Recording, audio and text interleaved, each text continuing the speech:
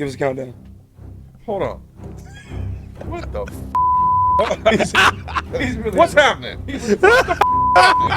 the is happening? Yeah, show me what you're doing. $16 now.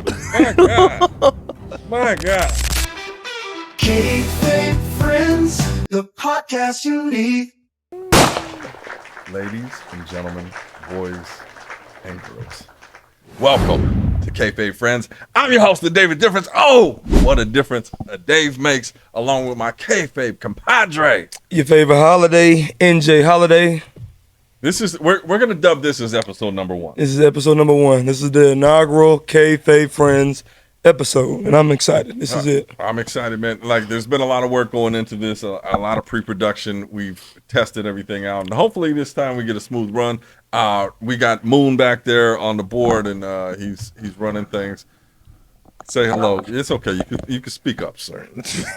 Yeah, what's up, man? Nah, look, Moon Pie's a little moody. He didn't get his ice cream. Go ahead, mute So that now mic. he's We'll get your mad. ice cream after the show, man. Yeah. But Kayfabe Friends. So here we are.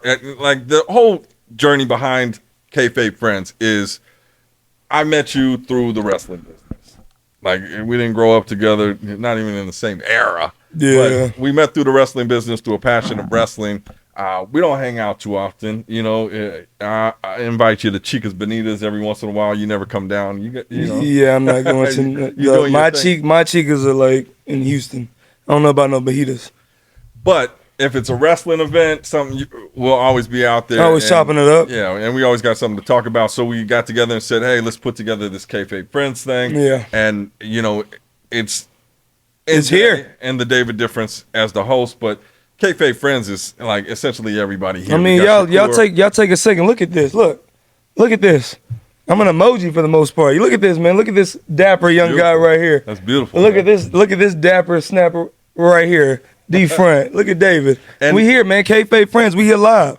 We And got that's it. the thing. We wanted to come out pistols blazing, and we were just going to set Pistols this up from the hats. ground floor, but we got an investor who said, let me put some money behind it. I like what you guys are doing. I like what you guys are doing out there. And and he wanted to take a quick second just to address you guys. Mr. Massa. Mr. Massa, I man. haven't interacted with Our him much, angel investor. but yeah, well, he's not an angel investor. He's here. He wants to be Oh, on the show. well, he's an angel. He's an angel to me. Okay. Well, He's an angel to me. My signing bonus was fat. How about yours? Your what? Signing bonus for the show on the network. You didn't? You didn't get one? Oh, this is awkward. All right, just Oh, this is awkward. run the clip. Mm. Get your ass right if you cross the boss. He's the king of the hill, gonna be your loss. Lost in my song, he runs the show. Better watch your step, better go with the flow. Welcome to Kayfabe Friends. The first things first. My name is Mr. Massa. Massa. Not Mr. Massa. Mr. Massage. None of that shit you watch, mate. NJ, you're doing a spectacular fucking job, mate. Dave? You're on thin fucking ice, mate. I run this shit! And you wanna fuck with me? You're gonna stop fucking cussing on my fucking show! No cussing! Anytime you even think about cussing, I want $1 out of your stripper-based pockets into that damn box, you hear me? If you can't do that, you're fired. Fired! I run this shit! And you wanna fuck with me? You can fuck yourself. Now, ladies and gentlemen, enjoy the show. And remember, boys, you're on my time now.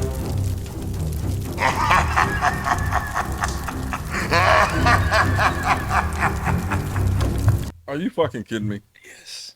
Are you- Yes. What was that? Mr. Massa laying down the law. There's a new Yeah, yeah. sheriff in town. Signing bonus? Yes. So, Unlimited drinks. Unlimited cash flow. What do you mean All unlimited? all expaid trips. You know what I'm All saying? expenses. Hey, man. Look, that's how we do it in the holiday. who worked your deal? Who worked my deal? Yeah. I can't say that on camera.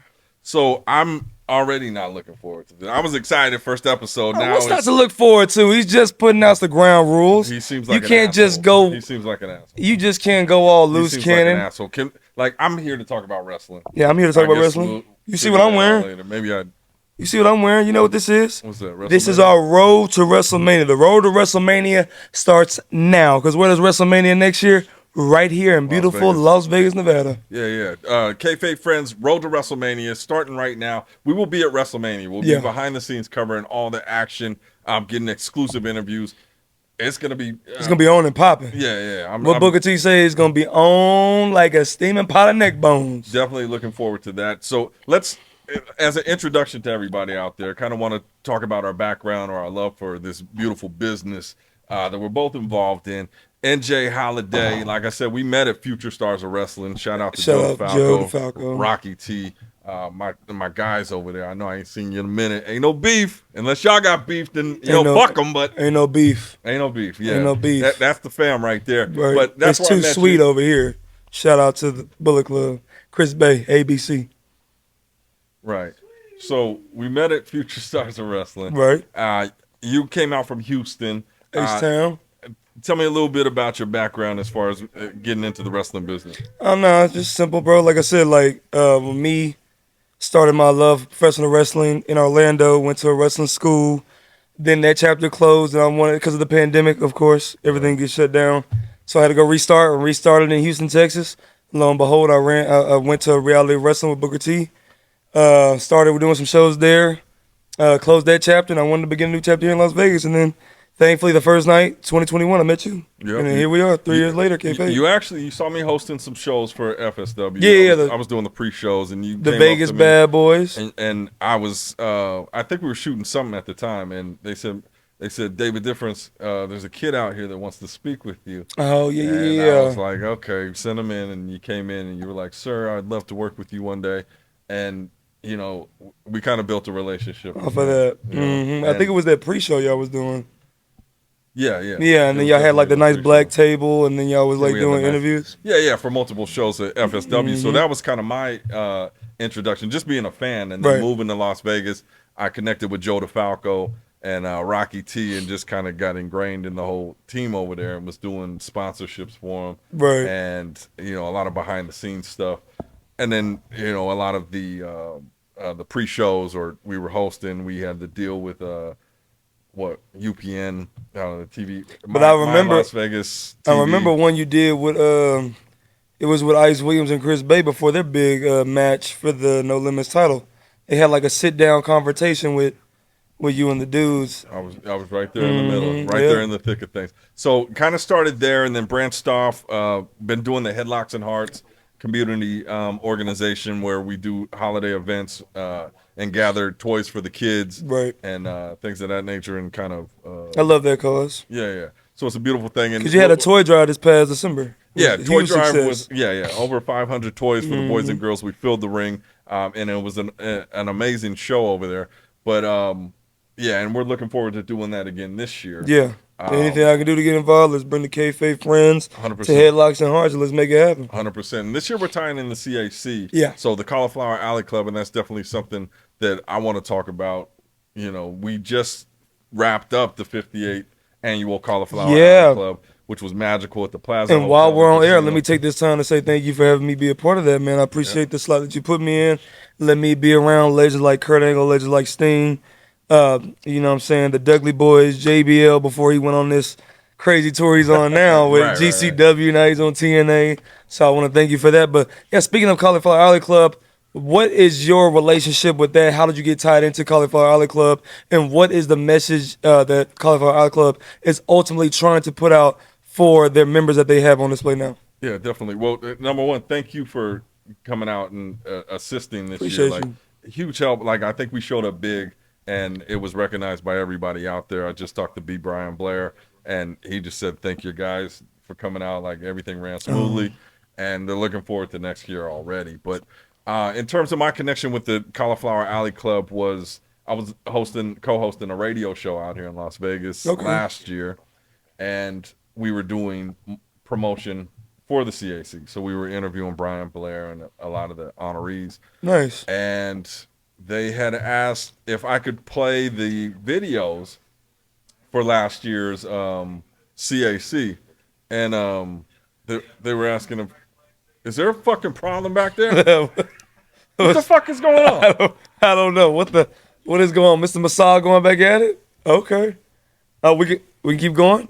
All right, we'll keep it going. Don't piss off the What's going on? Don't go piss off the new authority figure. He said keep it going. I run this shit. And you wanna fuck with me?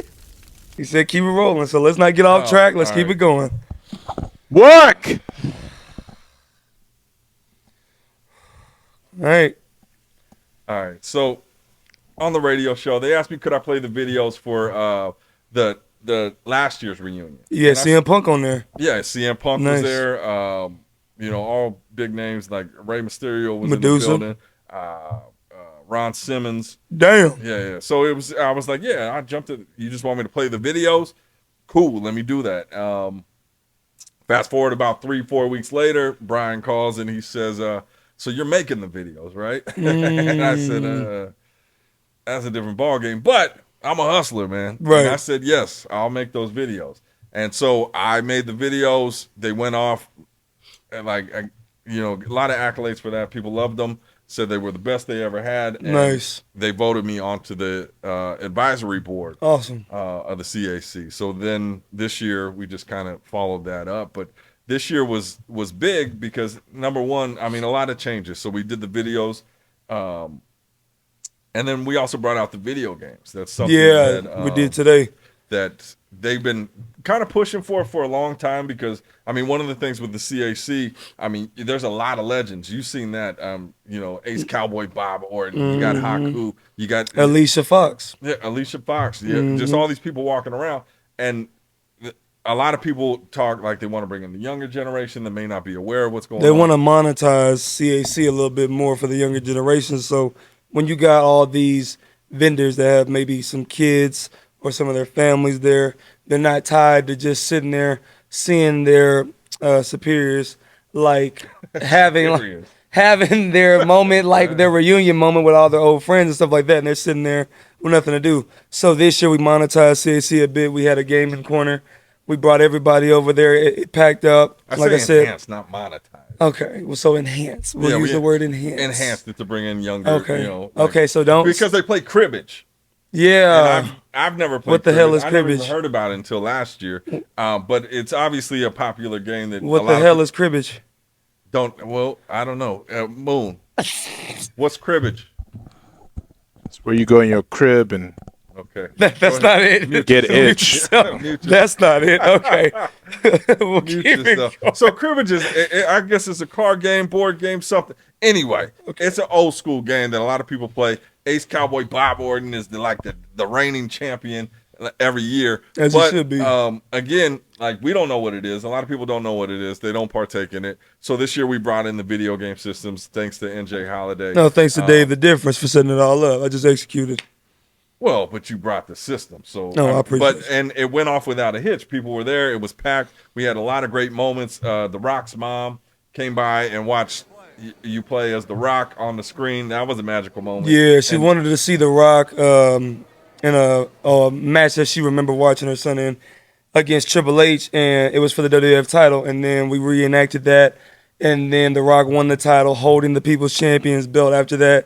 And then she let off a nice war cry as if it was a real thing. So it was a nice, beautiful moment to see. Yeah. Nice. And also, let's not forget about Harley Race's son and his widow.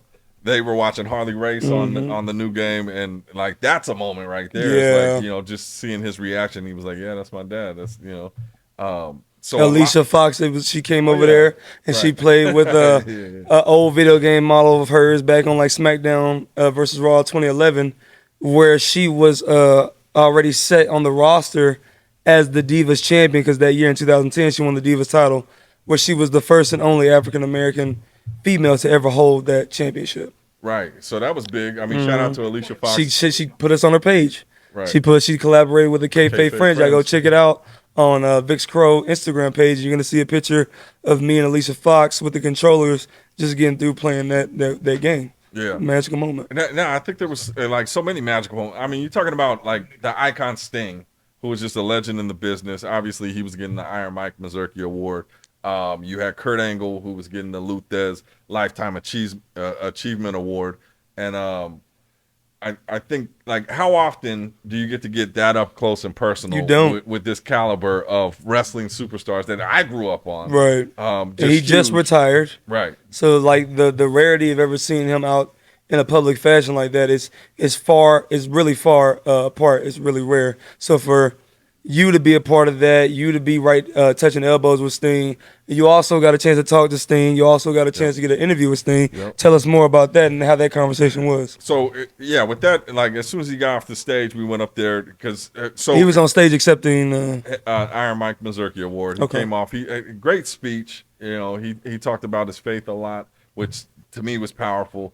And obviously to him, like it got him to where he is. Lex Luger, inducted him. Awesome. Yeah, so it was a beautiful moment when he came off stage. We got the interview, which we'll play when it comes up. But the thing we forgot to tap on is this year, Kayfabe Friends is responsible for launching CAC TV, Cauliflower Alley Club Television, and it's in conjunction with CAC. We got all the behind the scenes footage. We got the speeches. We got the karaoke. Yeah, the karaoke, the meet and greets, seminars. Yeah, that'll be coming out here soon. The banquet dinners, all that stuff, the video games, all that. Yeah, so like we captured all that. CAC TV. That was a beautiful thing. The interview with Sting, interview with Kurt Angle. We hit it out the park. It was a magical. It was 4 days. Keep in mind, you kicked it off with a wrestling show. First time you've ever done it. Well, not the first time, but it's the concept. Wasn't that wasn't it? It was a different concept. Yeah, right. Shout out to Simbody and Super Beast. With that was the concept on the fly. So we had the wrestling show there. Usually it was off site, so you would have to go down to the Nerd or something. Got you. But it was on wasn't- location for this one. Right. On this one, it was there, and I think it's good. And I think there's talks of let's just do that every year and run it back. Nice. See, boom, game changer. Yeah. So it's definitely filling up to be more. Excuse me for a fucking second. What the fuck? What?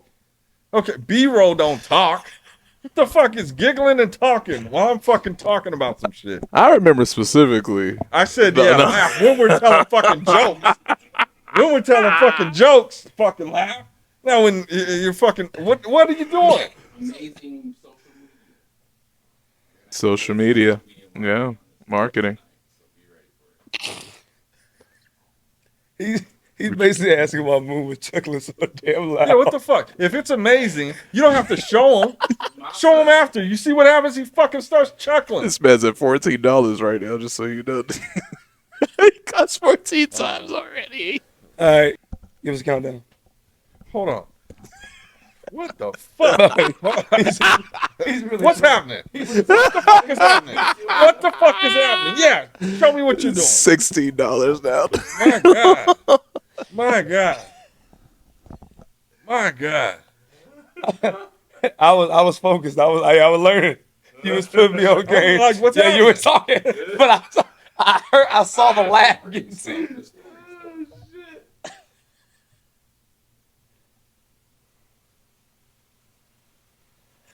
That's all I'm doing. That's all he's watching you guys. I'm just showing like B-roll and stuff in the background. I think. And that's making Moon lose his shit. Yeah. Well, don't show Moon shit. Yeah, Don't you do your do thing. that He thing. does. This motherfucker's supposed to be producing a show. He's- I am. I'm strategically making some nice B-roll content. I get it. Well, Shakur, it ain't you're in the strategic. clear. That is not strategic. Yes, Shakur, you're in the clear. Just don't show Moon. That is not strategic. Okay, Moon. I won't show him. Let's laugh. You'll see it in the post-production when I Moon, let's laugh in our heads, okay? tag. Let's laugh in our heads. It was funny they can't hear me because my thing is up. Only you do. Oh yeah. So I'm That- talking in like what the fuck? And whether they can hear it or not, I can. Trying to do a damn show over here. Got you. The fuck? Okay. All right. All right. We good. Copying will be on the minimal. Now, so back to the CAC. This ain't even a fair representation of CAC. Now I got all this shit to deal with. CAC, beautiful organization. Let me just tell you this. All right. Look at the camera talk. Go ahead. So Cauliflower. I'm putting it in the hand. It's too much. It's too I much. have It's too much happening. It's too much happening. How much B-roll of that motherfucker you need? Do your thing, but just You gonna see. You gonna see. Okay. you gonna see. You gonna see. Okay. All right, all right. All right, Shakur. Stay in your guys' flow. All right, so Stay okay. in your flow. So to help his flow, if you could do that behind the whiteboard. Just do it behind the whiteboard. Nah, it's good. It's good. Pictures of him watching. No, I know Yeah, I know what you're doing. I do. That's Yeah, why it's good. it's not bothering me. He has a Kayfabe, he has a kayfabe. short fuse, bro. Kayfabe. He's easily distracted. I can keep it going. I'll be like a fly on the wall. There you go. Okay. Flies are loud as I like that. fuck when they get close. All right, you know what? Well, we have. All right, Moon. All right, you give us a gift. No. Fuck a countdown. We're just gonna roll. I'm not editing this shit out. It's fucking insane. It is. You gotta So- be crying over here, dude. CAC. Holy shit. Cauliflower Alley Club. And excuse my language. Yeah. So they implemented. Here's the thing. What I want to say, because we do want to keep this for the kids. Do we? Do the kids want to be a part of this craziness? So we're gonna tone down the cursing. This is just the first episode jitters that we're getting out, but we're gonna run it. You're gonna stop fucking cussing on my fucking show. Yeah. So for every time that we cuss, we're gonna put $1 into the bin here, the Cauliflower Alley bin. Now, this is what it means for you subscribers. Who's been cussing already? Is that you? Yeah, well, that's just that we had to get prepped, make sure it worked. $19. So for every time there's a cuss word, $1 goes into the bin here. Now, for you subscribers, you got to be a subscriber. You got to follow us on Instagram, Kayfaybe Friends LV. If you're subscribed each month, we're going to give away whatever money is in the box. Damn.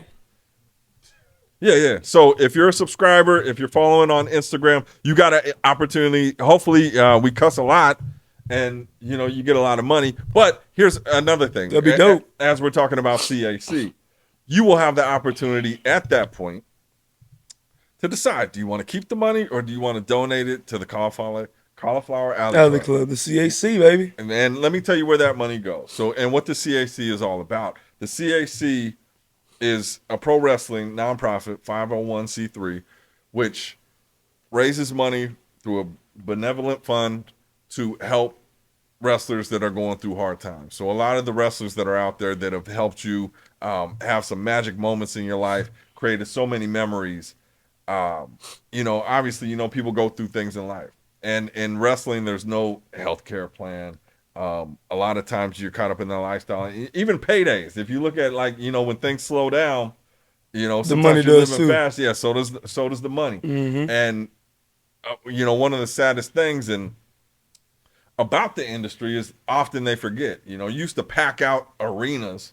Now They're so quick to forget. right, forget You after you off of the TV, off of the Right. prime time, off of the feuds, off of the road, off of the tour days, off of the meet and greets. It's just CAC continues to look out for those wrestlers that travel the world and put their bodies through car wrecks on a nightly basis to amuse you.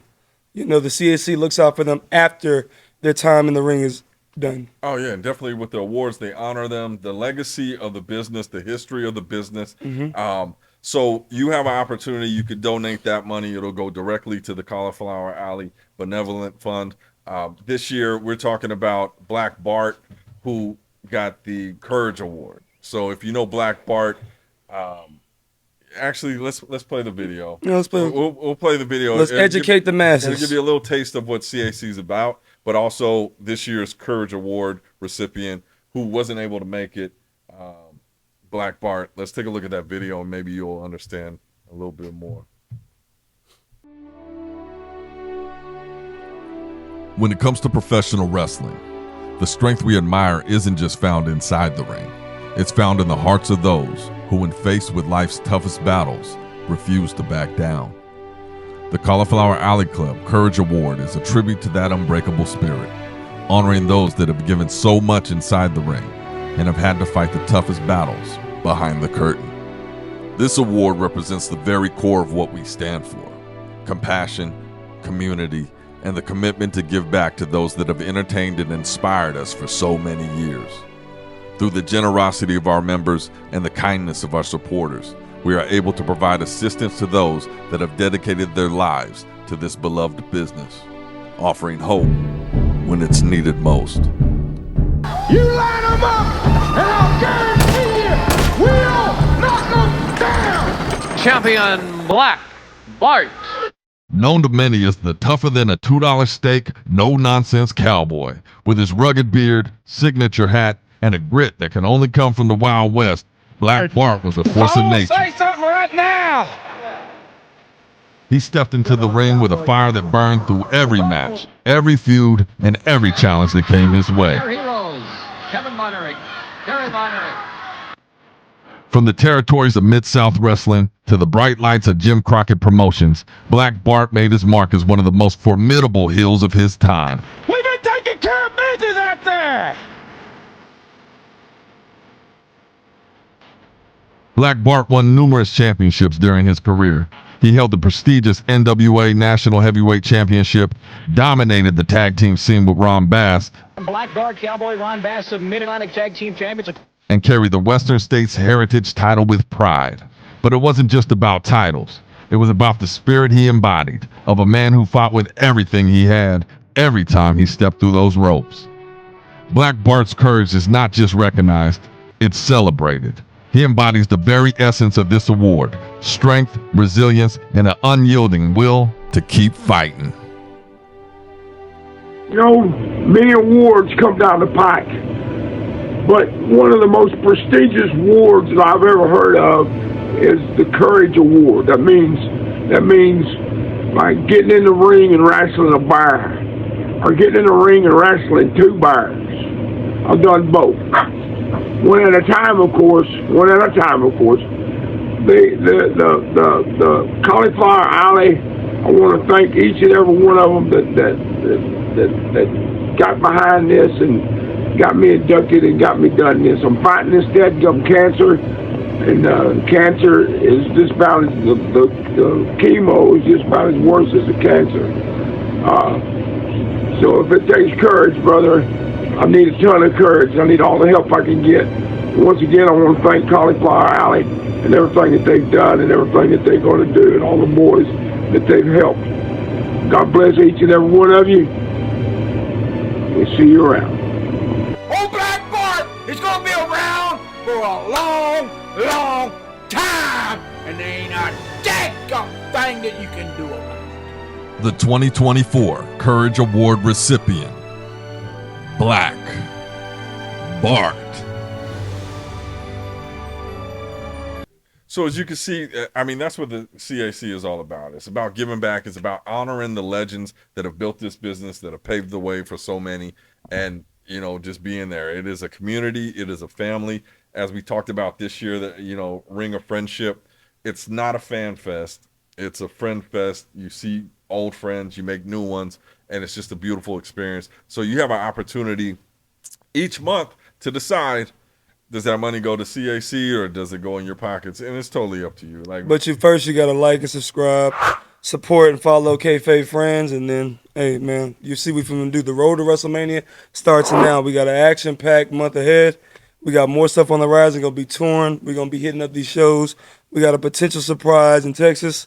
Kayfabe Friends, we finna take this thing on the road. We finna do big things as we gear up for WrestleMania here in Las Vegas. Yeah, no, and we got tons of clips of stuff that we did when we were out at WrestleMania, when we were this past out year, at the Royal Rumble this 40. year, and a lot of behind the scenes. But like, we're just involved with a lot of events. Also, well, we didn't talk about the beef. The beef. Uh-oh. CAC, man. Oh, okay. So, like, keep in mind with CAC this past week, there was that was one thing I was going to ask you. Can you elaborate more about this rumor that I was hearing over the weekend? Apparently, you got some kind of beef, some kind of heat with a Todd Bridges. What's up with that? Yeah, so Todd Bridges, that's my guy, 100% my guy.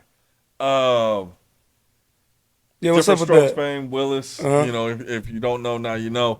We talking about Willis? Yeah, so I did his video for his for the CAC introduction for his award. He didn't like it. Well, he liked it. Okay. Let's say he liked it, but there was a part in it that he wished I would have left out. And, you know, just based on, I probably should have. I probably should have, but I didn't. But it tells a beautiful story of, like, you know, like if you know What Todd did you do? What part is it? If you know Todd Bridges' career, Talking about the jail thing, yeah.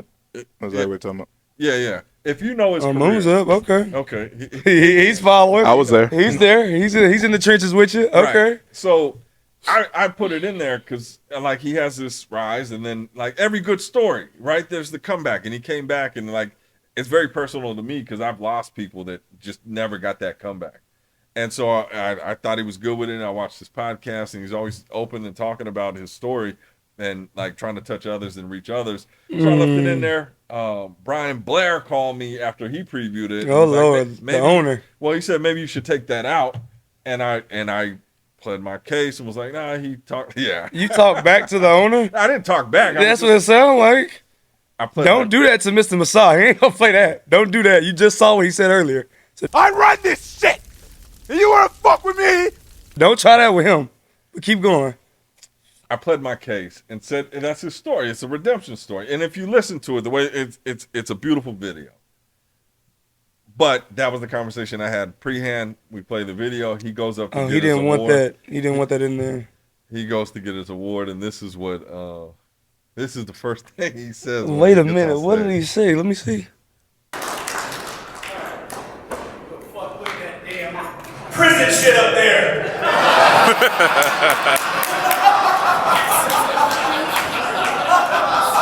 I can show that dude what Willis is really talking about. Yeah. Ooh, that was rough. What the? Yeah. And that's the difference. See, now you should have just heard. You should have just listened to B. Blair. You should have just listened to him. B. Brian Blair, I apologize. And I talked to Brian afterwards. I talked to Todd Bridges afterwards too, and told him definitely no disrespect. He said, "No, I liked the video. Yeah, it was great." You know, and I emailed it to him. And Damn, that's embarrassing. Yeah. Oh, you got to imagine how I'm feeling. Yeah, that's what I'm saying. I was like, he gonna love this, and then that happens. One part, Ooh, it's that was like the first thing he said. You're floating on cloud 9, and then motherfucker put a lasso on you, yank your But I ass felt right bad. back I there. didn't want to like ruin anybody's moment. So maybe, and the only thing I'm thinking, it's an award show. Maybe I should have just kept it all. Should have just kept it kayfabe. Kept it all bubbly. Should have kept it kayfabe. Things happen. Obviously, all the respect in the world to Todd Bridges, and I definitely want to also give him a shout out and condolences. He just recently lost his mother the other day. Sorry. So love goes out, man. Nothing but respect. I admire his career. I love A Different Strokes. Okay, I watched it every night before I ate my little TV dinner. I love A Different Strokes. We talking about Willis? Yeah. So there was that. It was just a moment, but that was more than a moment. That was a casualty, buddy. Yeah. That was the one little moment where I was like, your soul left your body. I saw it just floating up in the air too. You just sitting there, the shell of yourself, sitting there embarrassed. You just wet yourself in front of public. That was bad to see.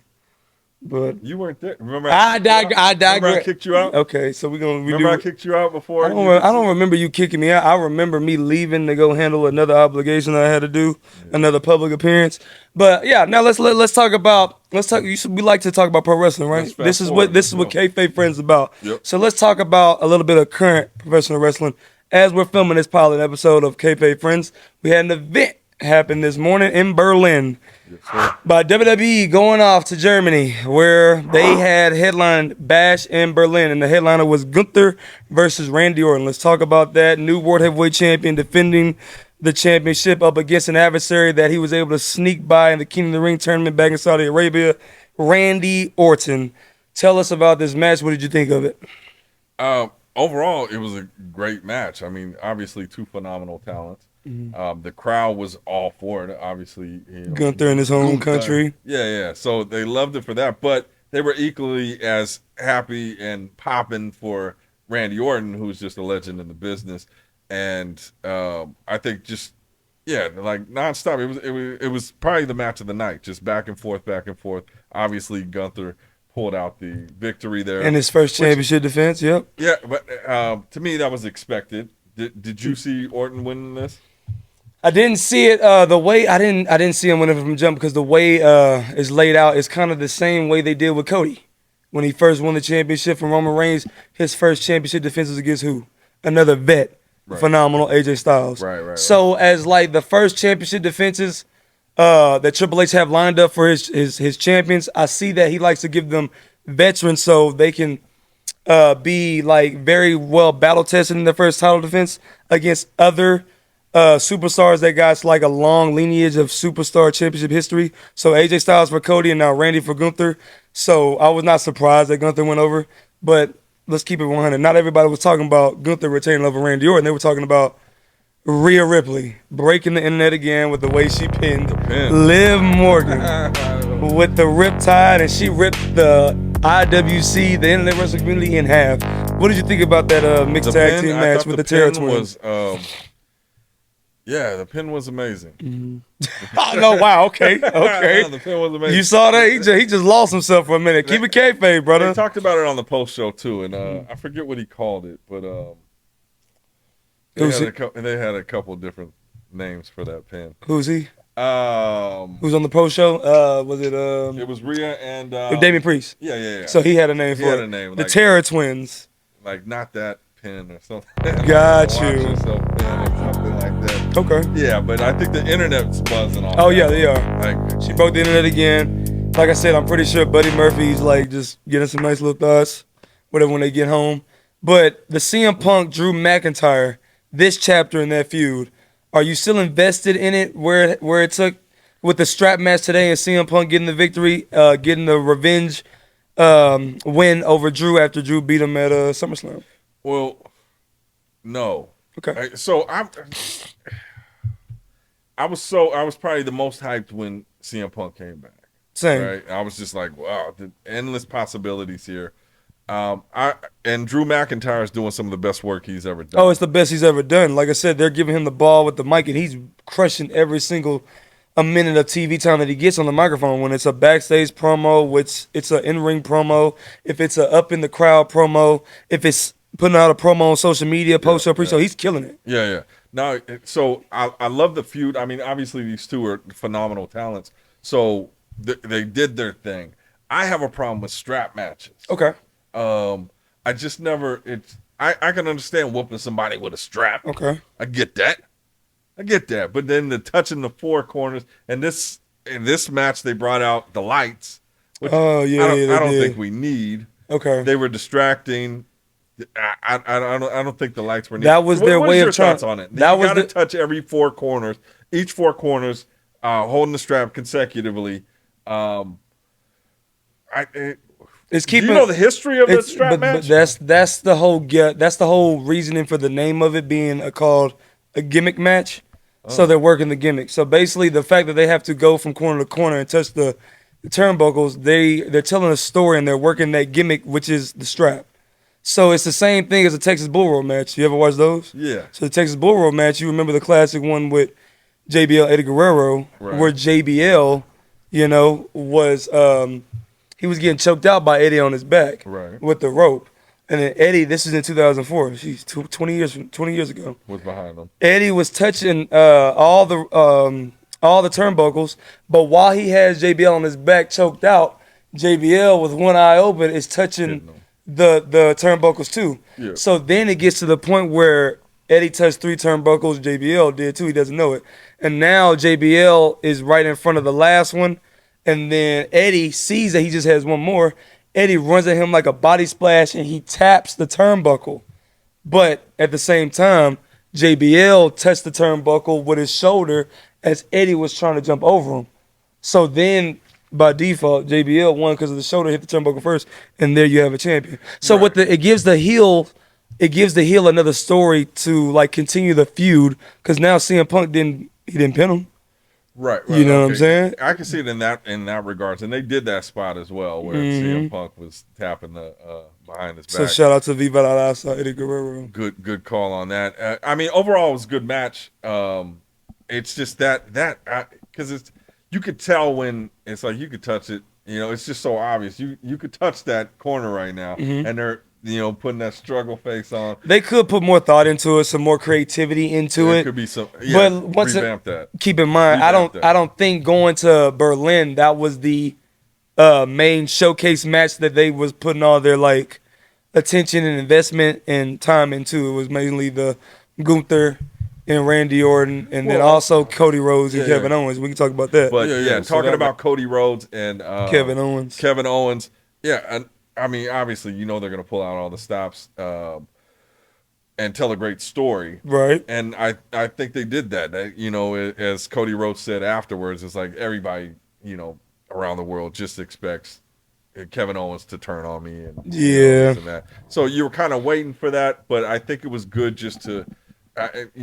Let's talk about the strategy of a match like that. I mean, obviously, Cody Rhodes handpicked them. And said, two baby faces essentially going up against each other. It's not a normal baby face and heel. It's two good guys sort of going against each other. Right. So what's the strategy, like, when you're booking that match? Like, obviously, you're booking it for some kind of crowd appeal. Right. What is the strategy going into booking something like that? So the strategy going into like a babyface versus babyface match is to basically get over your white hot babyface. Essentially, in this case, obviously Cody Rhodes. Mm-hmm. So I'll give you an example. We can go back to the Great American Bash 2007 because we can keep it in that ballpark. 2007, they had a babyface versus babyface match, and it was John Cena versus Bobby Lashley for the WWE Championship.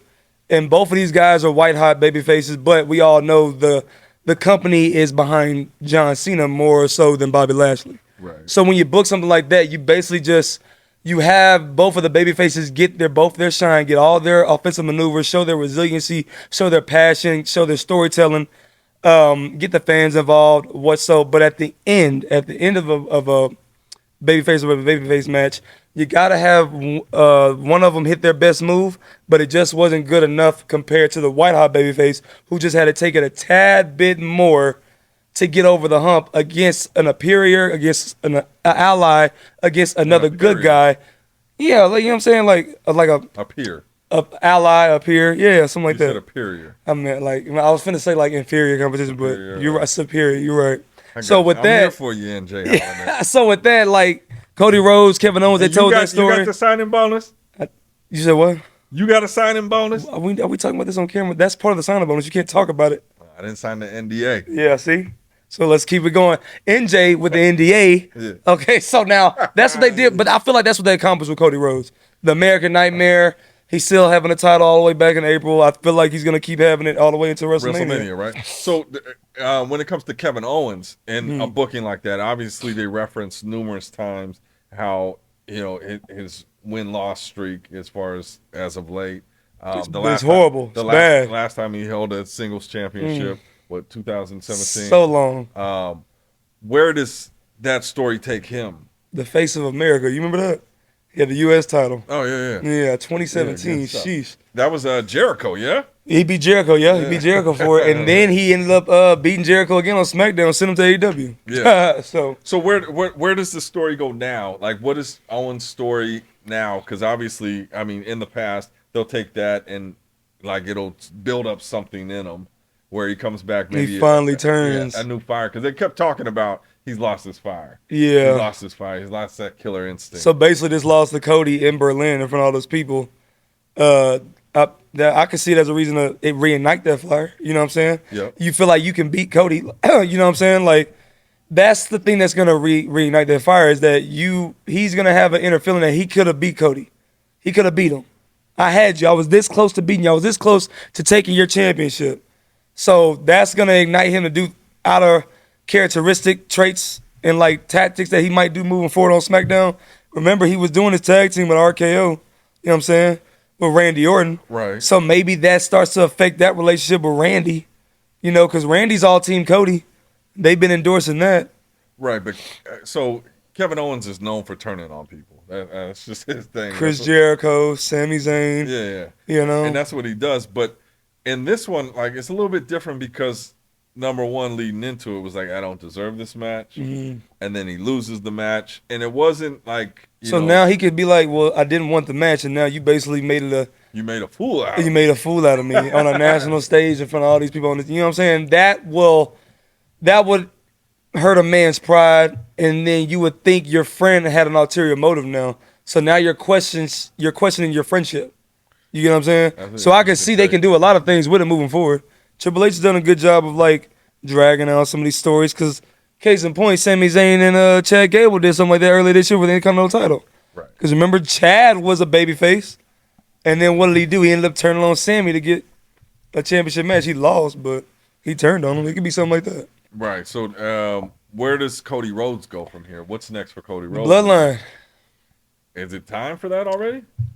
He can act, like I said, like with Cody, because they're going back to Atlanta, his hometown, for Bad Blood.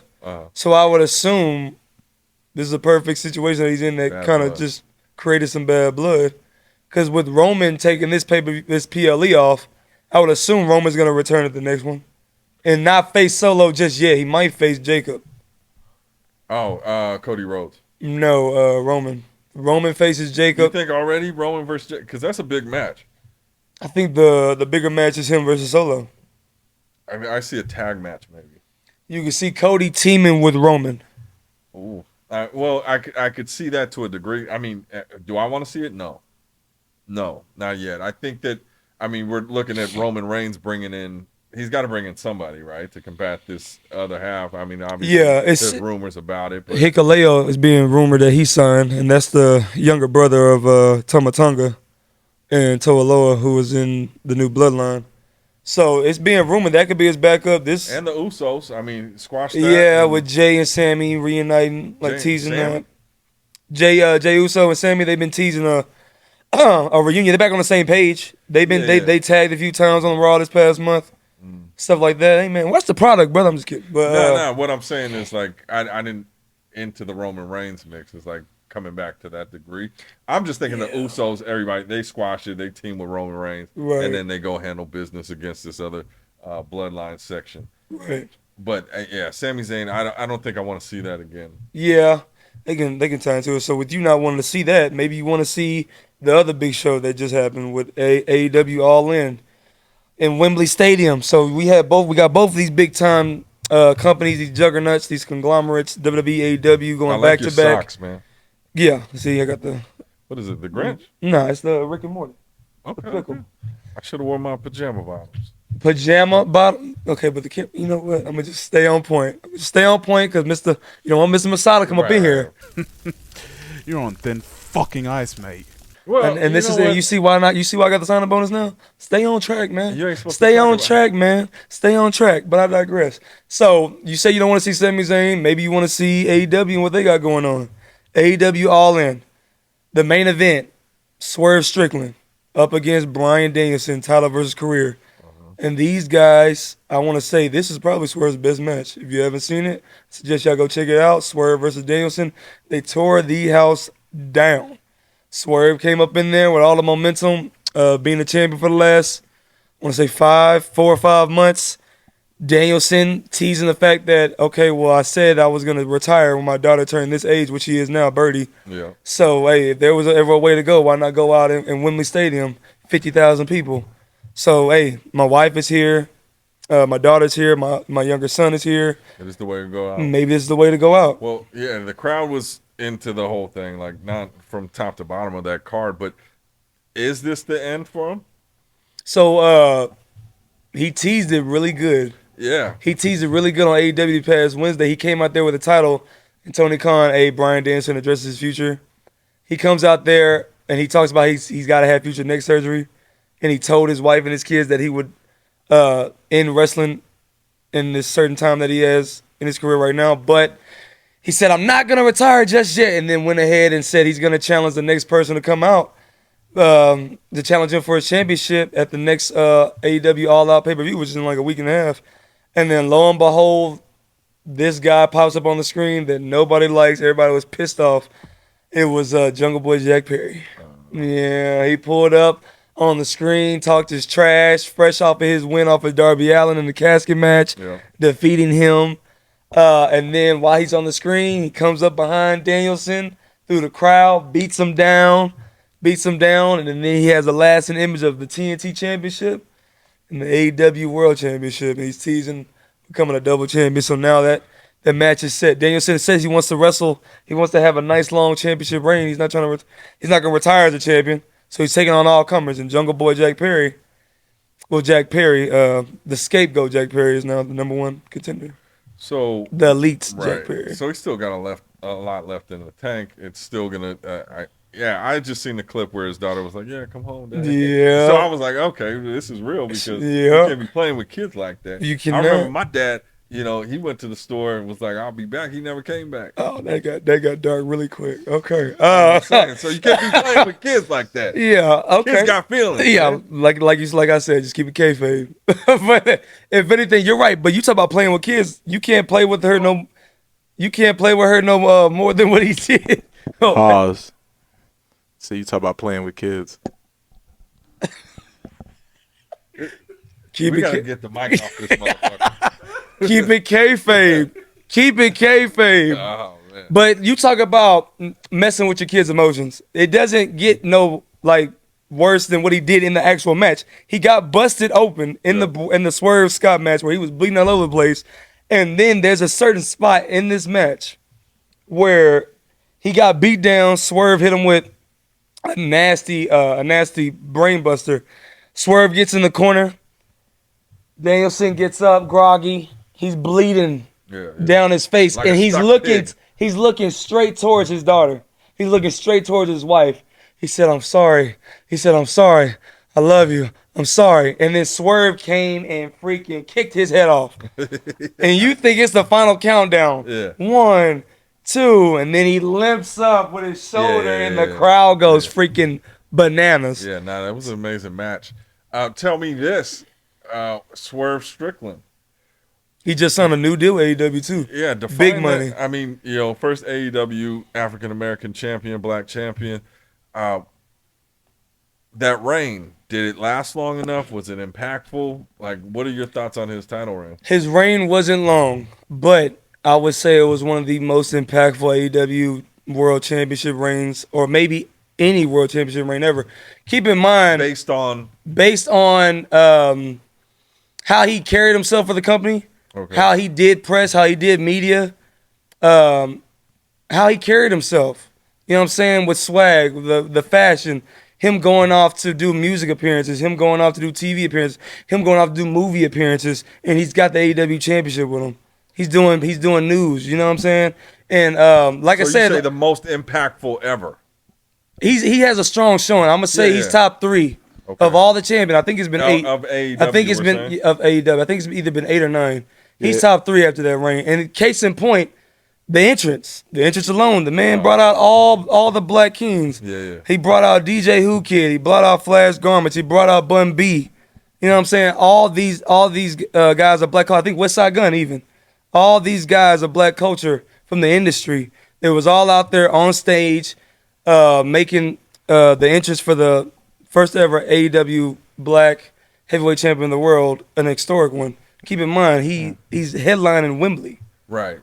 No, You know what I'm saying? So yeah, his championship. Yeah, and plus who he beat. Yeah, and then keep in mind, Plus who he beat. yeah, Will Also. he beat Will Ospreay, he beat Samoa Samoa Joe, he beat Christian Cage, and he beat somebody else on AEW Dynamite. But yeah, no, like the match with Will Ospreay alone is like, I think it was a 5-star rated match Yeah, it by was. the Wrestling Observer. You know what I'm saying? And all that. 5-star. Well, two obviously phenomenal talents. Like, excellent match. I mean, obviously 5 stars. You can't get higher than 5 stars. I mean, Right. in their opinion. But I think everybody has that same opinion. Sometimes the Right. stars are sketchy. I don't think anybody's going to disagree with this one. And then Prince Nana and everything, and then the merch, and then He's the the guy. dance. Yeah. So was where does Swerve go from here? Like, I remember the build up to being the first black AEW champion. That what he had his mindset. That's where he's going. Where do you go after that? Yeah, it's kind of hard to top that. 'Cause like I said, now he just got he signed a new deal. Now he's probably one of the top paid athletes on the roster, up there with Okada and Mercedes Moné and Will Ospreay. He's up there making that money. Obviously, you just go. There's other championships that AEW's added. They've added the Intercontinental Championship. They've added some other championships in AEW that he can go get, like Ring of Honor. Like Eddie Kingston, he had the Ring of Honor title. He had the Intercontinental title. He had the Atlantic Championship. So he can add on to his championship resume in AEW and make his resume at AEW the best ever, better than Chris Jericho, better than a Kenny Omega, better than MJF, better than a John Moxley. So I can see him, like I said, with him signing this new deal, he's gonna finish his rivalry with Hangman Page. First of all, they're advertising for a steel cage match now at All Out, because that was the rival that actually put him in contention for the World Heavyweight Championship. Those matches that he had with Hangman. Right. So from here, he goes on to becoming the best, the biggest name, the most successful name to ever leave All Elite Wrestling. Okay. I can get behind that. Mhm. I think it definitely Because you see, Kenny Omega has an asterisk next to his. You know, Chris Jericho has an asterisk next Well, to I think his. everybody. MJF, you know what I'm Right? saying? But Swerve can eventually not have one, you know? Does he stay in? So you look at like an MJF who will be the world champion, lose, go do some other things for a little bit, and still be in the world championship picture. Right. Do we see that for Swerve as well? And I hope so. I mean, I think, you know, or has he done what he can do? And I see it for Swerve. Once he, if he can get over the Hangman Page monkey on his back, because that's what this whole thing has been. Hangman has been obsessed with him for the last 6 or 7 months. thorn in his side. Yeah, thorn in his side, to say the very least. So if he can find a way to get that monkey off his back and get rid of Hangman Adam Page fully, then yeah, he sets his sights back on Bryan Danielson with no distractions, and they put on another banger. AEW Revolution in February. Why not? There you have it. Tell me about the. Let's talk about MJF match that we saw on there. Give me the breakdown. That one out. Your thoughts? He did his thing as a heel. He did his thing as a heel, changing the Atlantic International Intercontinental title to being the American Championship. So now you're walking into London, England, Wembley Stadium with the American flag from top to bottom, the hat coming in there looking like the biggest Uncle Tom in the world. And then, like I said, he gets in there, he does his pose, he gets the American flag to drape from the ceiling in the middle of the ring in front of all those London fans, much to their dismay and their displeasure, seeing that flag in their country like that. And then out comes Will Ospreay, who had a nice Assassin's Creed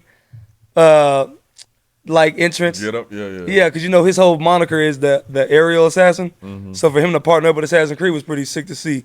Was that a partnership deal? I would think so, because like I said, they had it plastered everywhere as a sponsorship. It's the game is coming out in November and stuff like that. Yeah. They gave him his own dancers, like I said, their own graphics, and then he had this fire gear that was inspired from the Assassin's Creed game, and it was pretty dope. But the match was awesome. They told a story of him not wanting to use the J Driver 91 that breaks a lot of people's necks. Right. So then he ultimately got over the hump and pulled the trigger and used the move on MJF. And then he used that in his hometown to win back the championship in front of his home country. Well, I think that's testicular fortitude. Yeah. That we go back to Kevin Owens when he just couldn't pull the trigger when he saw that Cody was injured in the leg. You know, I think you got to be able to, like, it's a match, right? Right. And I think after the bell rings, you know, then you check on somebody. But when you're in there, man, you got to go for the gusto. But I will say the match they had on the AEW 250th episode special that went to damn near a hour draw, where MJF got the pinfall on him with 1 second left before the hour draw was called. Yeah. That match was better than this one. Yeah, it was. But it was good for Will Ospreay to have his moment in front of his home country and win that championship and everything. So not disregarding that match at all. But that's another story that they're going to continue, because now Daniel Garcia made his return during this match, because remember MJF knocked him out and put him on the shelf with that diamond ring, and then that's what led to this whole feud with Will Ospreay. Yeah. So now Daniel Garcia made his return. That led to Ospreay hitting the driver on MJF. Now MJF and Daniel Garcia got some unfinished business moving forward. Biggest moment of the night for you? The biggest moment of the night for AEW All In.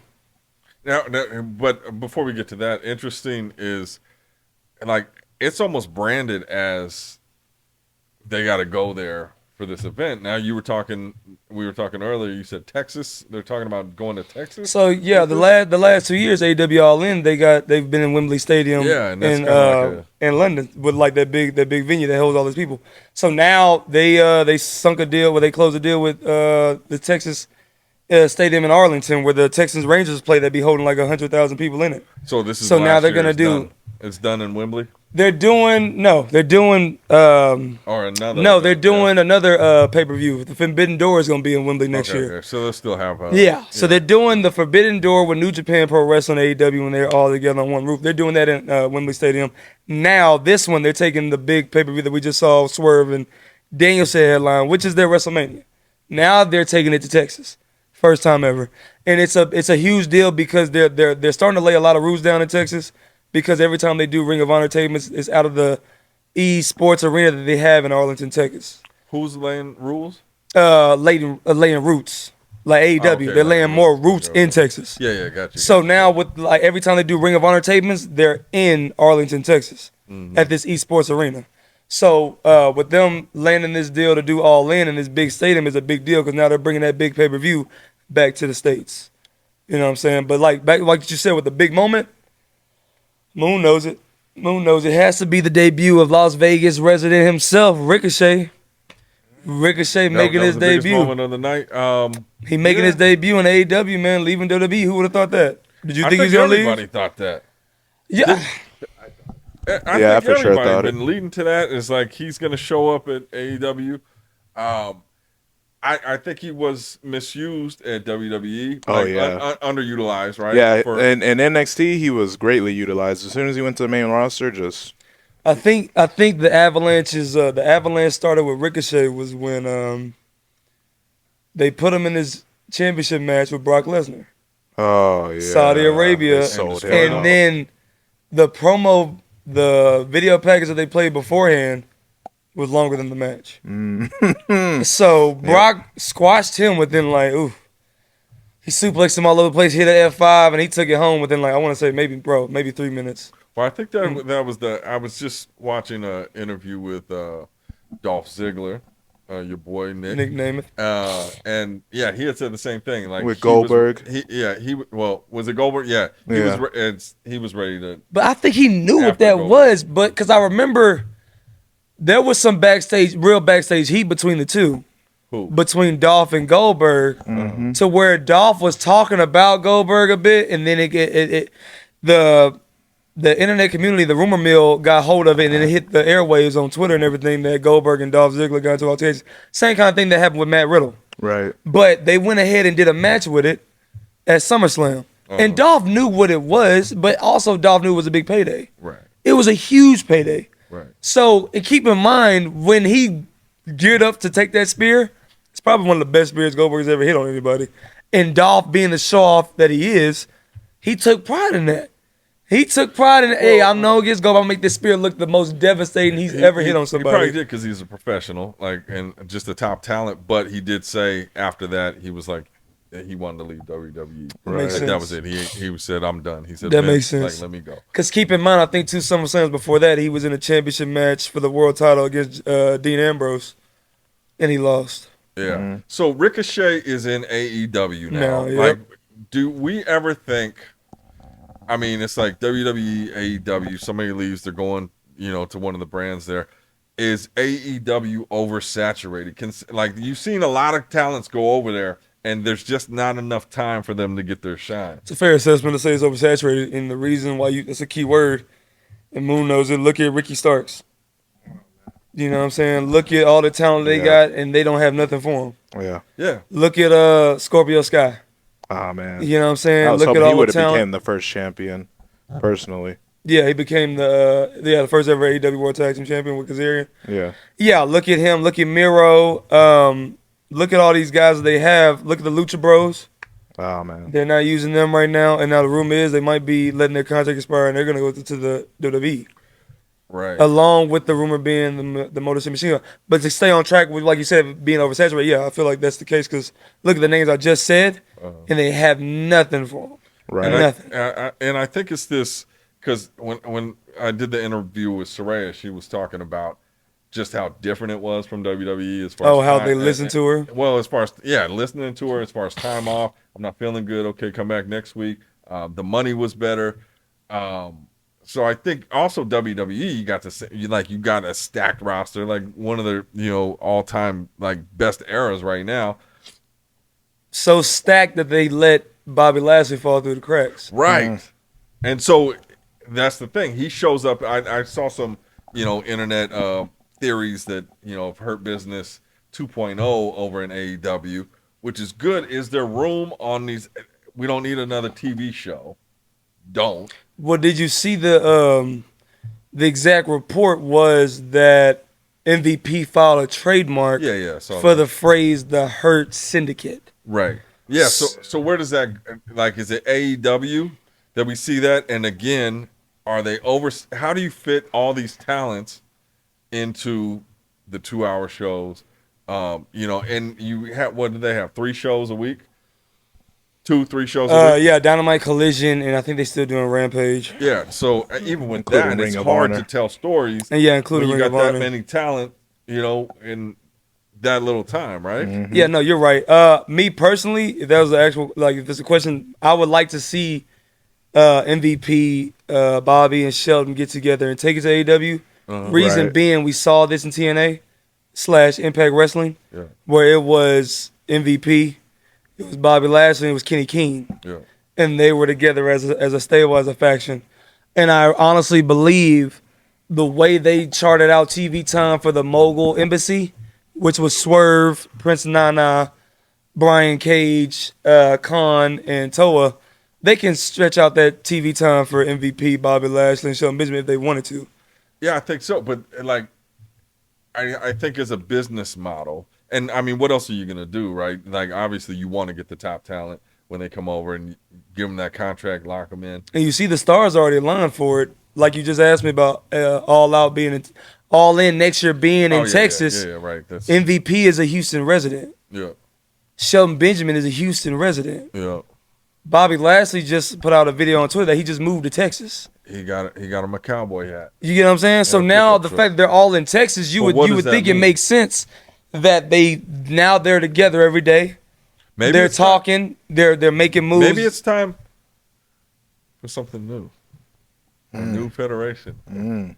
Maybe dwarf wrestling. Nah. Maybe circus. Right? And then we could branch it, but I guess it wouldn't work with regular sized maybe not. athletes. So maybe let's scratch that idea. Probably a bad idea. Man, that's a good idea though. You just gotta add more to it. Add a little bit more details, more constructions, a better blueprint. It'll take off. You'll find somebody to invest, like another angel investor like Mr. Massa. You know? Boy. So what are you talking about over there? You done did it now. You're on thin fucking ice, mate. You done did it Said now. something about dwarfs, mate. You done did it now. So you done did it now, Dave. No, I was asking a question. Keep your mouth shut. Where do you go? There's like 3 spots, right? Well, there's other spots, but to go from a WWE, like to make the money that you're making, is AEW, because Impact ain't paying like TNA ain't paying like WWE. But yeah, AEW's making that money because, like I said, Swerve just got a big, huge contract. But obviously, you got another all-black faction in AEW being the Shane Taylor Promotions. But the question being is, if you leave WWE and you're a talent like Lashley, you only got one option that makes sense financially, I think, and that's AEW. Right? TNA ain't gonna do it for you. They got their capital. That's why when CM Punk, they were like, CM Punk will go to TNA. Like, never. No. Yeah. Never. Nah, That they makes ain't zero got sense. their capital. That would be insane. He would lose credibility and his stock would drop if he did that. I agree. It's just a different league. No knock to TNA and what they're doing, but they're not paying you like AEW or WWE. And that's why, for the most part, for the guys that fall through the cracks of AEW, they're going to TNA. Frankie Kazarian, Mike Santana, and then the other guys that have a bigger upside that fall through the cracks of AEW, you're going to NXT. Going to WWE. Ethan Page, now you're NXT champion. Lexis King, Sean Spears, the list goes on. Jay Cargill. So it's a double-edged sword, but when it comes to them, I can see the writing on the wall with Hurt Syndicate becoming a thing and them taking a new lease on life at AEW, running roughshod. And let me just say this: obviously those are the big names. That's where you go. It's it's and a good Kenny idea. King is a free agent too. Yeah. You see what I'm saying? So maybe it's time to start something new. Yeah. What you know, think? What you that think? could be What an you option. what But you here's thinking? the thing: a lot of people have tried to start something new. You had NWA Power, which is Billy is that Corgan. still is that still Billy Corgan, yeah, EC3's the champion. Yeah, it's still a thing. that's still a thing. But what was the thing EC3 tried to jump off? Control your narrative. Control your narrative. Yeah. Control your narrative with Braun Strowman, but once he got his Karrion contract, Kross. yeah, and Karrion Kross. So once they both, because they were both on it. Show. No, yeah, they were both on it. But what I'm saying is, when WWE gave him a contract back, it basically died. Well, did it ever It have life in it? It had life in it. Yeah, did you watch it? I didn't watch it, no, Okay. but I saw they had tour days and they did shows. Okay, but you haven't seen a clip. Go on YouTube and watch it. Like all I've watched was because I didn't even know where to find it. But Let me ask Mr. Massa if we can I seen reviews. check that. Can we watch that? Can we watch that? See if we can run that by Mr. Massa. But Yeah, I got the monkeys in the trunk right on it. okay, there you go. All right. Yeah, so it's tough to start something up. Like, doesn't matter if you have some talented people. Right. Like, fans got to buy into it. There's got to be a lot of money behind it. And like you're looking at billionaires when it comes to AEW and WWE. Yeah, man. So I think that it's just, and then obviously somebody's not going to get their shine, and I guess that's just part of the business. But the beautiful thing, and also maybe the downside to pro wrestling, the thing I love about it is there's no off season. Yeah. We're being spoiled rotten when it comes to pro wrestling fans. Right. Having a pro wrestling show every single day of the week. Like, we was dreaming about that back in the day when, like, we were stuck. Monday Night Wars, we had 2 wrestling shows on the same day. Yeah. But then what the hell we finna do Tuesday, Wednesday, Thursday, Friday? We Right. got to wait for Monday to come back. And then they give you Because nobody's Thunder. watching no Thursday Night Thunder. Oof. Who the hell watching I couldn't that? stand that show. Yeah. Yeah, Just leave it at that. That's why. That's why you don't know. Yeah, so I think that it would be interesting if wrestlers had a season. So like it's like, oh, okay, well Cody Rhodes or whoever is gone for 4 months, whether you're the champion or not, just so you can miss them. Like Roman Reigns when he left, that was he said, as soon as I'm gone, you're gonna miss me. And people were boo, Cody time. We had that with Cody too. Like, we do miss that guy. We had that with Cody too. That's what I'm saying. It's like when they are gone, there's some talent that comes back and it's like, oh, he was gone. Seth Rollins. They need to just they need to let him stay at home and rehab. He just got back. He's a special guest referee. He's hurt again. So now he's rehabbing now. From refereeing? No, they wrote him off TV. It was that nagging back injury. But yeah, that's been going on. So it came back. So they wroed him off TV and they had Bronson Reed squash him, hit him with that body splash. You saw that clip 7 times. Let's talk Bronson Reed. Like, so like he's always been a force, right? Yeah. And obviously, Triple H sees a lot in him. When I first seen him come out for the attack on Rollins, I was like, it came out of nowhere, which was good. It came out of nowhere, but I was like, okay, I wasn't paying attention. The 4th time he got on top of that, I was like, okay. Oh, yeah. And the crowd was going nuts. Yeah, he just kept going. And I'm cracking up. He's like, what's going on? I'm like, he's going ham on him. He hit him 7 times. Yeah. So for the love of God. Piqued my interest, and I was like, okay, I liked it. He didn't stop. And he was like, okay, I'm going to take my spot. You don't see that too often. You would have seen maybe 1 or 2, so I gotta and then get out of the ring, and we're supposed to think, it's a new attitude. So I got a better 7 question. times. I got a better question for you. Yep. With how good you like that spot and how they showcase Bronson, would you have rather gave that spot to Karrion Kross? In terms of booking. Bronson? Booking. Oh, 100%. So 100%. You would have gave that to Karrion over Bronson. 100%. Well, or did you like how Bronson did it? And you're a fan now. No, I like it. I like the way it is. Keep it the way it is. This is a hard question because, and don't be biased. Don't be biased. Oh, here we go. So, the only reason you brought it up is to be biased. Like, why else? Why else would you bring it up? But I would think. Then let's talk about that. So you can plead the fifth to keep it kayfabe. No. But we talk about Bronson Reed.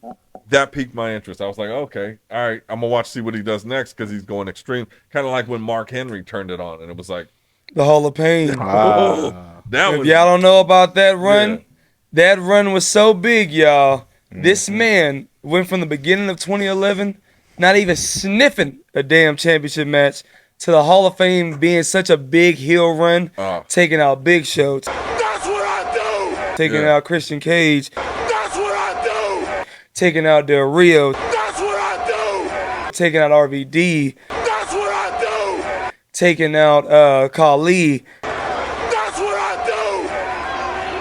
all the way to a championship match with Randy Orton for the heavyweight title, Night of Champions. And then what happens? He beats Randy for the championship. And that's why that's why I will always love Randy Orton. Look at He's just fantastic. He's one of the best they've got, probably the best. the people that he put over. Oh, He yeah. put over Mark Henry for the World Heavyweight Championship. He put over Jinder Mahal in 2017. Who the hell Wild. saw that coming? That was wild. You know what I'm saying? So Yeah, Randy the Orton. Hall of Pain. I remember it was such a big thing. They made it and that's something we got to do Moon on the 2K. They had like a 2K showcase of where it was just the Mark Henry Hall of Pain. Yeah. And then you just relived that whole run that he had from June all the way to September where he won the World Heavyweight title. It was a DLC showcase, and then you beat everybody and you take him out again, and then you go all the way to the title against Randy Orton. So yeah, you're right. That was a good example. Mark Henry Hall of Pain. Yeah. All the And, pains. like he just brought out the beast. That They you- did the same thing with Khali that too. you- Do you remember? No. Listen. That was horrible. 2007. It was horrible, but they did it. No. The difference between the Khali is I didn't believe it. Mark Henry. Oh It yeah. was like He tired. yeah, He tired of like everybody talk about just like how strong he is, how The world's like, strongest man. Oh man, like just his mouthpiece, the looks on his face, the shit he was talking during the matches. in the song It was he's like, coming out to by yeah, 3 6 somebody Mafia. gonna get their ass whooped. But he's losing. Yo. You're losing to Rey Mysterio. Like at Yeah. some point, That enough's enough. flipped the switch. Right. So Yeah. don't compare that to Khali. I was just saying Tell me about Khali's big reign. the booking that they did for Khali, where he was squishing people's heads and they were bleeding in their mouth. And then they gave him the world title. But I'm talking about the attitude of I get what you're saying. Mark Henry. So don't even go there. Okay, okay. I just don't. What's right? It's another monster wreaking havoc as a heel, and he got the title at the Not even end. close to that Mark Henry run, Hall of Fame. So what Not about even Brock close. Lesnar? Now you're just going all over the place. Let's go back to Karrion Kross. Can we do that? Keep it biased. Keep it Yeah. unbiased. No, so I like obviously a huge fan of Karrion. Uh-huh. Like we've seen what he can do. We've seen him on the Independent Future Stars of Wrestling. We saw him in NXT. We've seen him in TNA. Right. We saw NXT. Killer Cross. I was a fan of that. Yeah. Right. I love the Killer Cross thing. Where is it going? Where does it go? I love it. I love where he's at right now. They're Right actually now. giving him a storyline. They give him a storyline. He's on TV every week.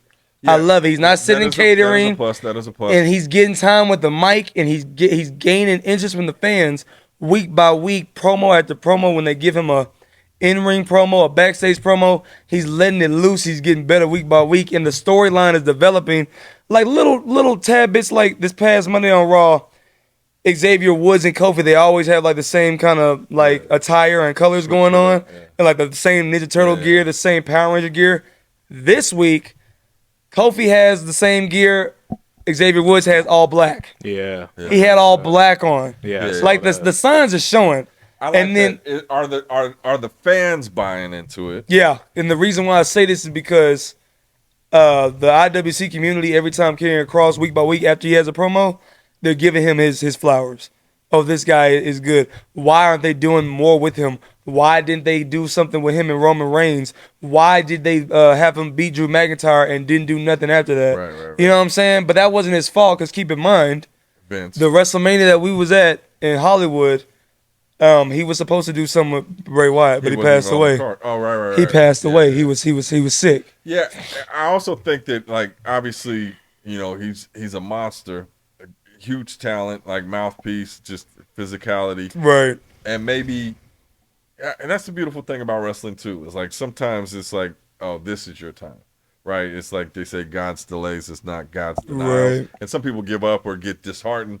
And as a fan, like I wanted to see continue the destruction, which he was doing in NXT, and then it's like, what are they doing with him? Obviously they flubbed in the beginning there when he went to the main roster, but Yeah, now Vince it's like- having him job to Jeff Hardy like that. Yeah. Yeah, and the fans don't know him like we know him. And the look, they had him come out with that mask and that helmet. You remember that? Dominatrix gimmick. Yeah, let's not even go there. Right, that was just Jeez, Vince was on his tail and he was losing it. And I think now with Triple H at the helm, like fully, that we're seeing again long-term storytelling that is kind of building to where he's going to go. But I still think that, you know, he's got a long ways to go.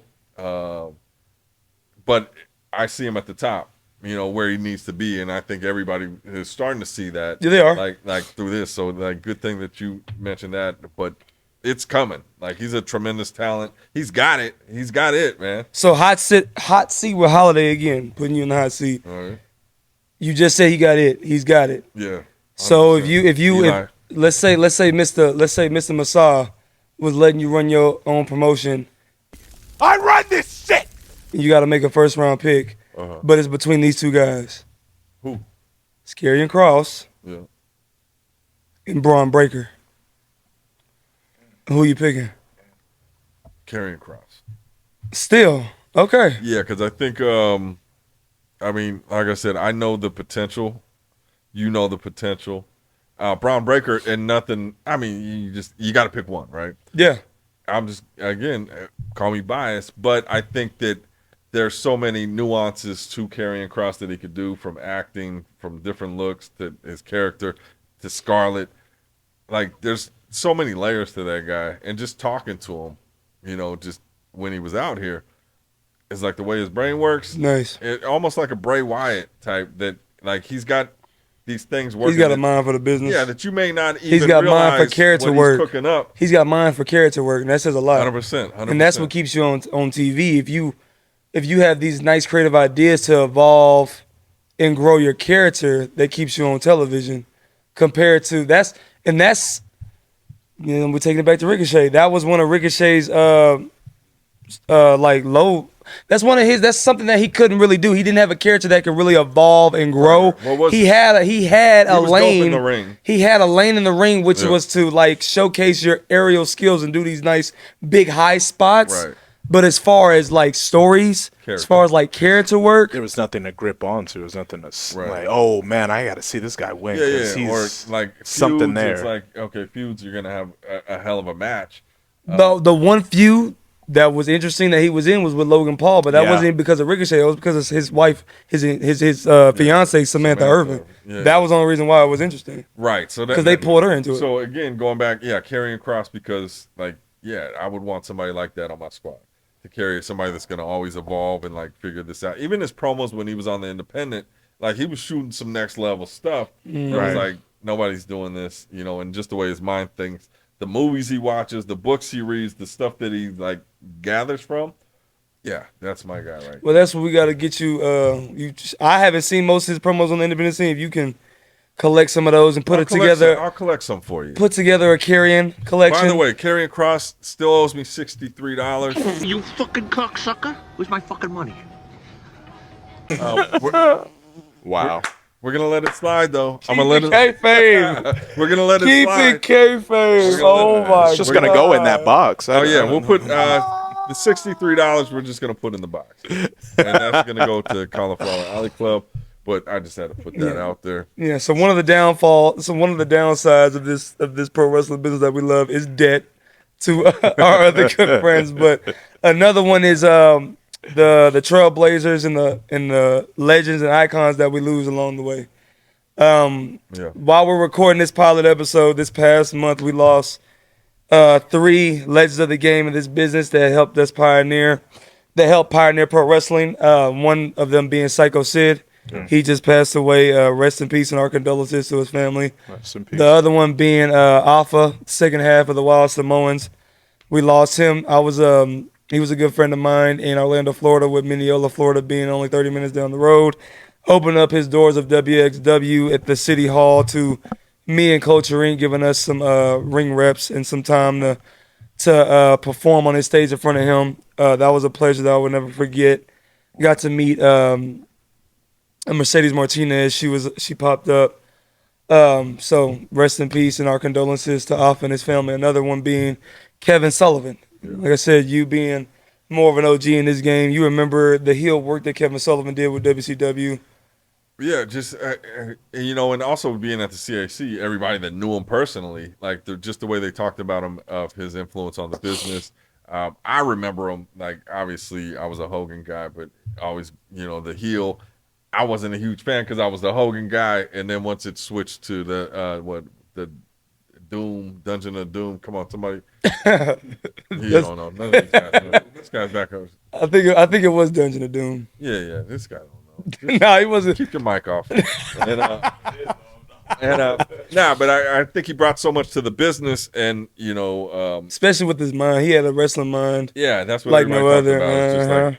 Because crazy enough, I had Kevin Sullivan's number. He was tapped in with me and Malik with doing some work with a lot of independent talent in Florida because he lived in Orlando. Okay. So he was doing work with CCW, Coastal Championship Wrestling, and we was in close contact with him after we had did a show there.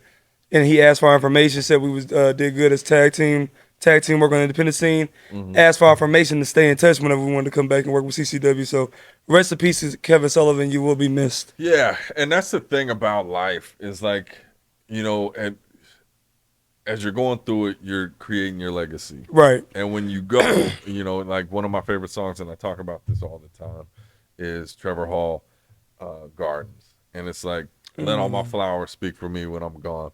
And their flowers, their gardens, they speak for them, that they have planted like beautiful moments and memories and relationships in this business, not only for people they knew personally, but for the fans that have watched them.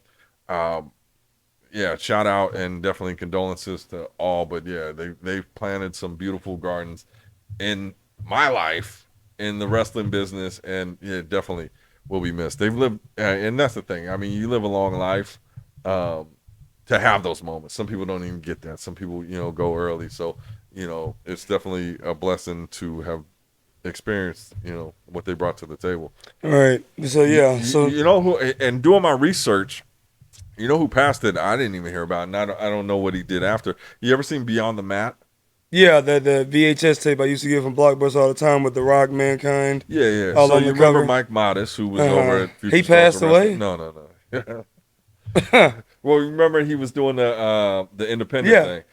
The guy that went to do the tryout with him, the other guy that was with him. So it was Mike Modest and a light-skinned black guy.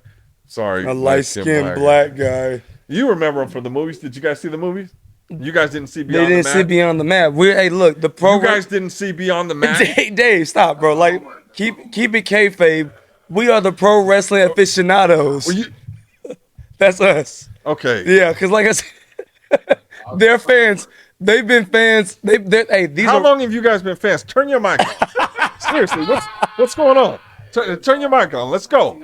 Put it down. No. Put it down. Let's go. Come on. 1990 what? 1995. Bullshit. Well, what I'm saying is, Beyond the Mat came out in '99. I was 2005, I believe. See, that's what I'm saying. Beyond the Mat came out in 1999. Yeah. It was a year after. My bad. Let me talk to Moon real quick. Just give me a moment. Give me a moment with Moon. Moment with Moon. What piqued your interest in wrestling?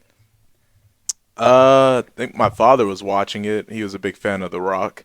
Okay. And he would talk about it. And I didn't pay attention really to what he was talking about back then. But then one day I think he was watching it. And then that's when I piqued my interest. I saw SmackDown for the first time. And I don't know who was the first person I saw, but I remember seeing Tajiri, you know. And I was just like, I was really into like martial arts and stuff. So like him coming with the Japanese style, you know, and everything, I was like, it's pretty cool. And then from there, just start seeing more and more and more. So your dad, was he just watching it, or he was a huge fan? He wasn't really a huge fan. He just liked certain people. Yeah. And then you were like, oh, there's Tajiri. Then so after that, you started watching religiously, or? Yeah. As religiously as I could. Of course, I back then, you know, antenna TV, so trying to figure out, like, I think it was on UPN at the time. Right. SmackDown TV. Yeah, SmackDown was on UPN, so that's the only one I could watch at the time because I didn't have cable to watch Raw. Right. So, yeah, that's why I was watching it, but to the point where I got, you know, and then I So that was definitely. But you did have a VCR. you could have rented Beyond the Mat. Here you go with that, Joe. Right? Can I fit it? That was definitely 2003. 2003. Yeah. Okay. I like it. The way your brain works sometimes. Crazy. So, all right, well, good. And you were 1999. What was the first person that? This is Shakur, everybody. Yo, what's up, everyone? This is Yo, what's up, everyone? This is our director of Kayfaybe Friends. This is Shakur, everyone. What's up, everyone? My what's up, everyone? My first ever match that I've ever seen, which made me an instant fan, was Rey Mysterio Jr. versus Dean Malenko. Oh. WCW. I believe he was wearing a purple fit. Yep. One Joker. Yeah, yep. That was the first ever match I've ever seen. WCW. And ever since then, I've been a fan of Rey Mysterio. That's my number one favorite wrestler. How old were you at the time? I don't even remember. I was like maybe 4. Damn. 5. Damn. 4. I know damn well you're not putting out dams. Wait a minute. How old are you? Well, wait a minute. Wait. No. You're not gonna do that. Hey, but it How stuck old are with me. you? But it stuck with me. It stuck with me heavy just because I saw Rey Mysterio Jr. I was like, wow, like that's a superhero. Like that's awesome. And the wrestling just stuck with me. I could see how that would capture. How old were you when you saw Beyond the Mat? Shut up for a second. How old were you when you watched Beyond the Mat? How old? I was in high school. Jesus. Jesus. What the fuck is that? Is that? I was watching. Damn. My whole family is like my family. They like wrestling normally. They're not diehards, but they would watch it during WWF and the old times. World Wrestling Federation. Yeah, so I just used to watch it with them, but that was definitely my first match watching. You was in high school when Beyond the Mat came out? 99. No, I was out of high school. Damn. Yeah. Damn. Oh, we done talking? Fresh out of fresh in the So college. wait, everybody in perspective, in 1999, I was barely turning 3. Were you? Shit. Well, so that's the beauty of it. I don't know what's so fucking funny about this. I was 5 at the time. I mean, so it's different generations. Yeah. How's that funny? Is that funny? That's funny. That's not that funny. That's pretty funny. Oh my God. Okay. We'll take a poll. Yeah. So when 99, yeah. So when I was renting it from Blockbuster and I was you didn't rent. I Beyond did, the Mat and at I 4 was years old. You did and not. I was, You didn't. You're an idiot. You didn't. Can he let me talk? Goddamn. So look, the way Blockbuster works, dude. Yeah. They have videos from every year. So if I rented it in 2005, fool. Right. Okay. How old was I? I did. Shut up now. How old were you? How old were you? I was at least. I saw it in the theater. I was at least 6 or 7. Yeah. Okay. So I was fighting my parents on like returning it because I just liked it. It was a different. You know how it was. Like it was different. It was a documentary. It was different aspect on the. Like there, everything was kayfabe. Yeah. Everything was kayfabe. kayfabe. This movie, even Vince signed off on it. Was like, oh yeah, film us behind. Then after it was done, he was like, no, he didn't want it to come out, and it was like, oh, and I that's gotta why. go see it. But it's behind. Like you guys have heard about it or no? It's behind the scenes. It's The Rock. It's Mick Foley. It's Terry Funk. It's independent wrestlers, Mike Modest, and trying to get a deal with WWE. Like it's all the behind the scenes that just like Before social media was a thing at the time, it was just unheard of, which made it must see. Yeah. That movie is amazing. So those especially two, for that time too. Like, yeah. So those two wrestling movies, I kept renting from Blockbuster. I kept fighting my parents to return. It was Beyond the Mat, and the other one was Ready to Rumble, 2000. Yeah, man, that was a dope movie with Jimmy Keane and Goldberg, Booker T, Sting. David Arquette? Did you ever see that? Yeah, you didn't like it. So this one he was in college, so he didn't like it as a college student. So maybe because you were. And I was a kid. Yeah. A Slurpee. They up at 7-Eleven fighting. I thought it was the coolest. I thought it was the coolest shit ever. You like dumb shit. But you just said it too. That's 2. Said what? Did he not just say? He's around like $21. He just said DS, didn't he? He said dumb stuff. Oh. He said the S word. He got that signing bonus. I guess he's taking care of that. Oh, you know what? You bring up the signing bonus. You know what else comes with that? Can I get a water? Can I get a drink? I appreciate you. Thank you, my man. Yeah, there we go. Let me get that. Bring it on in. Wait. I don't even get that. What's going on Bring it here? on in here. Well, You I talk guess about this. signing bonus. Oh, look. Thank you. Thank you. Courtesy Dave, of Mr. Massa. Dave, what's going on? He loved him some NJ Holiday. Thank you, Mr. Massa. Credits to the master, Mr. Massa. Thank you, brother. NJ, you're doing a spectacular fucking job, mate. Thank you. Ain't it Massa? Credits to the master. The master. Stay woke. It's And it's Massa. I can call. I have a different. So this guy just sold out. I have a. Is this camera on me? I have a different relationship. I have a different relationship. How many fucking years after this? He's only been alive 12 years, and he set us back like hundreds of years.